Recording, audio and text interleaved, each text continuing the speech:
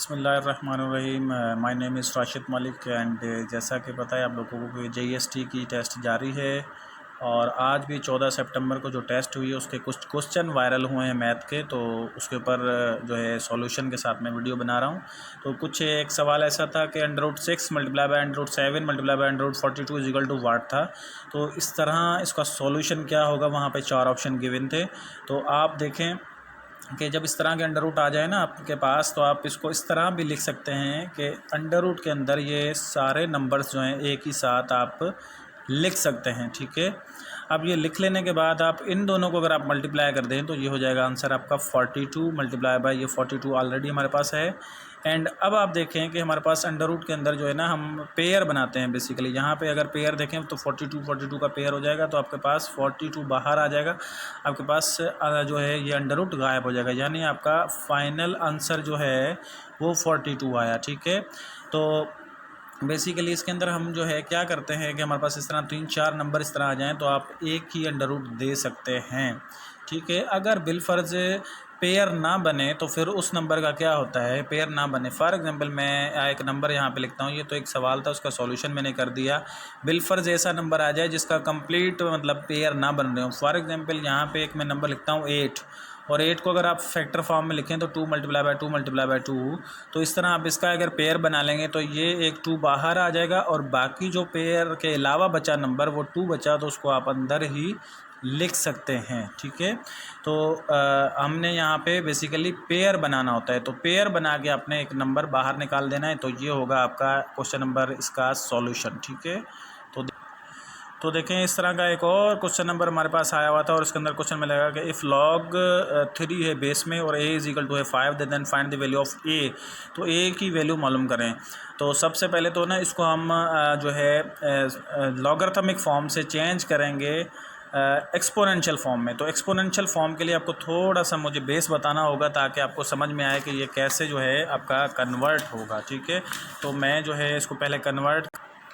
अब देखें for example मैं यहाँ पे ऐसा कुछ नंबर लिखता हूँ कि 2 का क्यूब है और वो होता है किसके बराबर, 8 के, हमें पता है।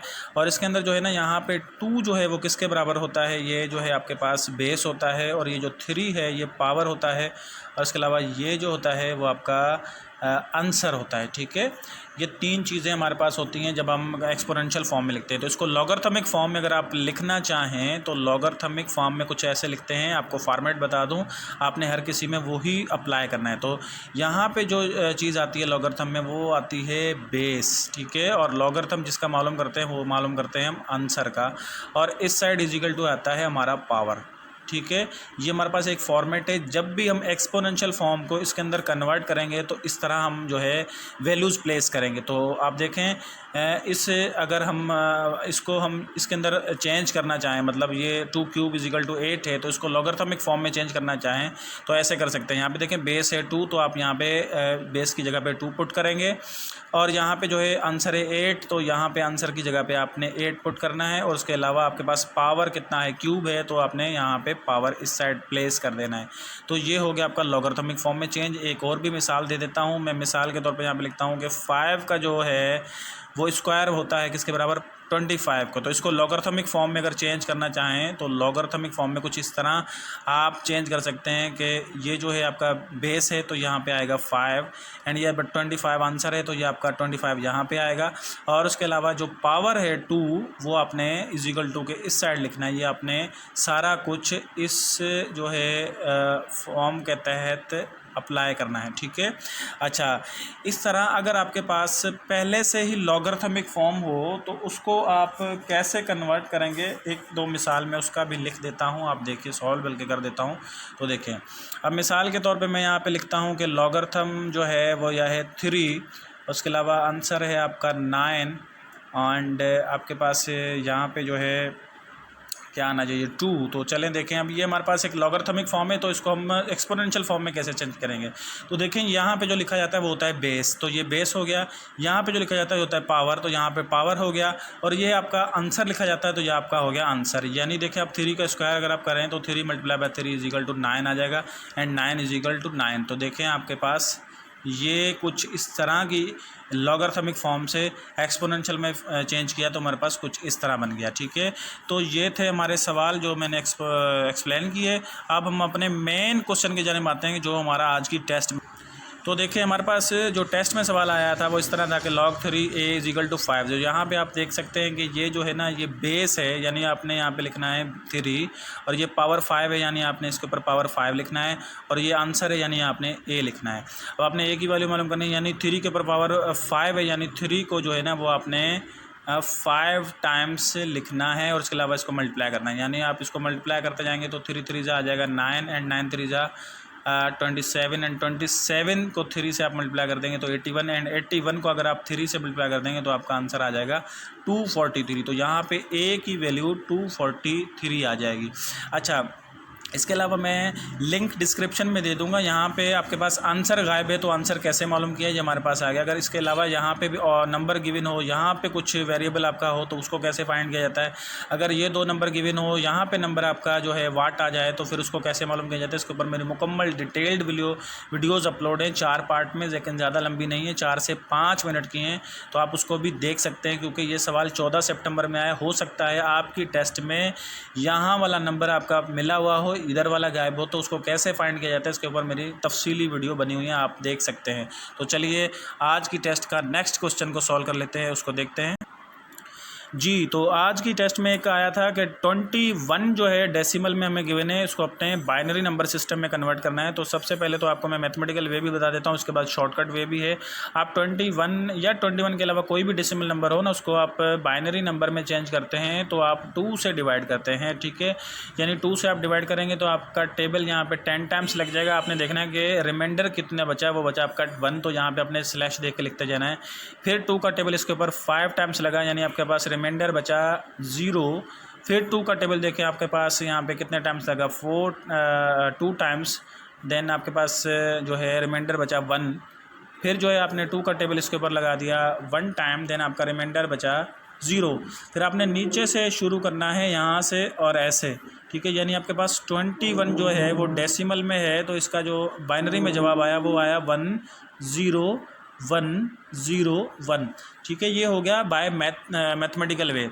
अगर मैं इसका आपको शॉर्टकट वे सिखाऊं तो वो भी चंद सेकंड में हो सकता है। आपने एक चार्ट बनाना है, यहाँ पे लिखना है 1 का डबल होता है 2 का डबल होता है आपका 4 एंड 4 का डबल होता है 8 का डबल होता है 16 एंड इसका डबल होता है 32। अब ये टेबल चार्ट लिखने के बाद आपको चाहिए कितना, 21। तो 21 देखें आप, अगर एक 16 उठा लें और उसके अलावा 4 उठा लें तो ये हो गया 20। बाकी कितना चाहिए हमें, एक और नंबर चाहिए, तो आपने यहाँ पे पुट कर देना है 1।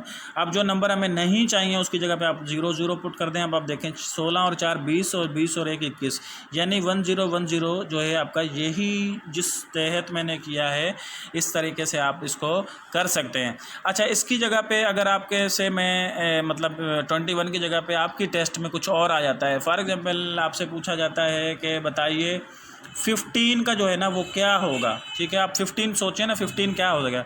अगर मैं 8 उठा लेता हूँ एक और उसके अलावा एक 4 उठा लेता हूँ तो ये हो गया 12 और अगर ये 2 उठा लेता हूँ तो 14 हो गया, ये भी उठा लेता हूँ तो 15 हो गया। यानी 15 जो है वो बाइनरी में होगा 4 दफ़ा 1। ठीक है, देखें मैंने ये सिंपली चार्ट लिखा हुआ है, ये चार्ट आपको याद होना चाहिए। 1 2 4 6 8 16 32 आपने यहाँ पे पुट करते जाना है और अपना आंसर निकालते जाना है। मैं थोड़ा सा इसको और बता देता हूँ, ये अच्छा चार्ट है। अगर आपको ये चार्ट आता होगा तो आप बाइनरी में किसी भी मैथमेटिकल वे की करने की ज़रूरत नहीं पड़ेगी आपको। मैं एक और भी मिसाल दे देता हूँ। आपके पास अगर ये जो है चार्ट गिवन हो इस तरह ही, आपको मालूम हो कि 1 एंड 2, उसके अलावा 4, उसके अलावा यहाँ पे है 8 एंड 16। आपसे पूछा जाए कि भाई 5 नंबर है, एक 5, इसको बाइनरी में कन्वर्ट करके दें तो 5 ऐसे हो सकता है। आप यहाँ पे 1 पुट करें, आप यहाँ पे 1 पुट करें, 2 नहीं चाहिए तो इसकी जगह 0 पुट कर दें, यानी 5 जो है उसकी वैल्यू होगी 101 बाइनरी में। ठीक है, अगर आपसे पूछा जाए कि आप जो है वो 17 मालूम करके दिखाएं बाइनरी में, तो आप एक 16 उठा लेंगे, बाकी आपने एक नंबर 1 उठा लेना है। बाकी जो नंबर हैं वो नहीं हमने चाहिए तो उसकी जगह पे आपने 0 एंड 0 पुट कर देना है। यानी आपके पास 17 जो है वो किसके बराबर हो गया, वो बराबर हो गया 1 और 3 दफ़ा 0 उसके बाद 1 और ये बाइनरी में आपका कन्वर्ट हो गया। तो ये भी एक प्रोसेस है, इससे भी आप कर सकते हैं। तो चलिए हम अपना नेक्स्ट क्वेश्चन देखते हैं आज की टेस्ट का। तो आज की टेस्ट का सबसे बेहतरीन सवाल और अलजबरा का सवाल ये है कि x square minus 3x plus 5 को अगर डिवाइड करें x प्लस 2 से तो बताइए रिमाइंडर क्या बचेगा। रिमाइंडर को हिंदी में पाछी भी कहते हैं, या जो बाकी जो नीचे बचता है उसको हम रिमाइंडर कहते हैं। बताइए वो कितना बचेगा। तो सबसे पहले आप इसको डिवीजन फॉर्मेट में ले आए ना। यहाँ पर आप लिखेंगे x square minus 3x plus 5 और यहाँ पे x प्लस 2, ठीक है, लिख लें। अब हमने यहाँ पे हमारे पास है एक्स स्क्वायर, तो हमें यहाँ पे जो है ऐसा कौन सा मतलब वेरिएबल लिखें या ऐसा कौन सा जो है क्या कहते हैं लिखें कि इसके साथ मल्टीप्लाई और हमारे पास एक्स स्क्वायर आ जाए। ठीक है, आपने माइंड से सोच जाएंगे ये एक्स के ऊपर पावर कुछ नहीं है यानी 1 है, हमें एक्स स्क्वायर चाहिए किसी भी तरीके से। तो आप यहाँ पे अगर एक्स लिखते हैं और वो एक्स इससे मल्टीप्लाई करते हैं तो ये हो जाएगा एक्स स्क्वायर, एंड फिर एक्स इस 2x से मल्टीप्लाई होगा तो ये हो जाएगा आपका 2x। तो आपने डिवीजन सीखी होगी, तो डिवीजन आप यहाँ पे टेबल लगाने के बाद फिर आप यहाँ पे करते हैं माइनस, यानी माइनस जब अलजेब्रिक एक्सप्रेशन में होता है तो आप यहाँ पे साइन इन्वर्स कर देते हैं सिंपली। जो हमें यहाँ पे एक्स स्क्वायर के आगे कोई निशानी नहीं थी तो इसको हमने माइनस में लिख दिया। यहाँ पे ये प्लस का है 2x तो इसको भी हमने माइनस में कर दिया। अच्छा, इसके बाद आपने क्या करना है, सिंप्लीफिकेशन करनी है। ये आपका क्रॉस हो जाएगा, एक्स स्क्वायर में कट जाएगा और ये जो है अब माइनस का 3x है। अब इसकी प्लस की सिंबल काउंट नहीं होगी, अब माइनस की काउंट करेंगे, यानी ये दोनों माइनस के हैं तो ये आ जाएगा माइनस का 5x। अब आपने ये प्लस का 5 जो है उतार के नीचे लिखना है। अब जो है ये x है, ये भी x है, ये माइनस का 5x है। अब हम यहाँ पे x के साथ ऐसा क्या मल्टीप्लाई करेंगे हमारे पास माइनस 5x आंसर आ जाए। तो यहाँ पे देखें आपके पास x ऑलरेडी मौजूद है, तो अगर मैं माइनस का 5 लिखूँ तो माइनस का 5 इस x के साथ मल्टीप्लाई होगा, यानी आपका हो जाएगा माइनस 5x, और ये माइनस 5 फिर इसके साथ मल्टीप्लाई हो जाएगा, ये हो जाएगा माइनस का 10। ठीक है, 5 2 10 एंड प्लस इंटू माइनस।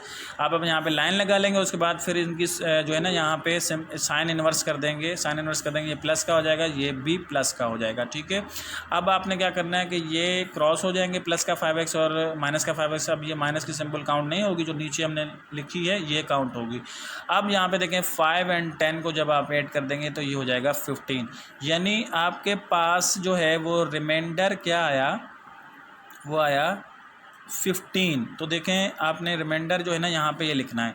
अब आपके पास आंसर भी मौजूद है। ये अगर आपके पास क्वेश्चन में पूछा जाता है कि इसको डिवाइड करने के बताइए कि आपका आंसर क्या आएगा, तो फिर आपके पास आंसर आएगा x माइनस 5। लेकिन उसने ये हमसे नहीं पूछा, हमसे पूछा कि रिमाइंडर क्या होगा, तो रिमाइंडर हमारा होगा 15।